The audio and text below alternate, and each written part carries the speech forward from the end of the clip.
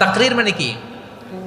তাকরীর মানে পাপের স্বীকৃতি। এই দোয়ার তৃতীয় অংশে আছে ইন্নী কুনতু মিনাল যালিমিন। ও আল্লাহ, আমি জালিমদের অন্তর্ভুক্ত। আল্লাহ, আল্লাহ আমি জালেম, আল্লাহ আমি ভুল করেছি, অন্যায় করেছি, আল্লাহ আমি জালেমদের অন্তর্ভুক্ত। এই পাপের স্বীকৃতি, অ্যাকনোলেজমেন্ট আল্লাহ বড় পছন্দ করে।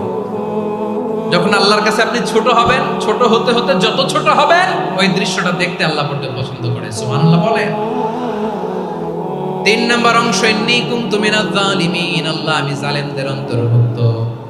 সাইয়েদনা আদম আলাইহিস সালাম ভুল করে যখন নিষিদ্ধ গাছের ফুল খেয়ে ফেললেন, ফল খেয়ে ফেললেন, আল্লাহ বললেন আদম ক্ষমা পেতে চাইলে তুমি আর হাওয়া মিলে স্বীকৃতি দাও, পাপের স্বীকৃতি আর পড়ো রব্বানা যালামনা আনফুসানা ওয়া ইল্লাম তাগফির লানা ওয়া তারহামনা লানাকুনান্না মিনাল খাসিরিন।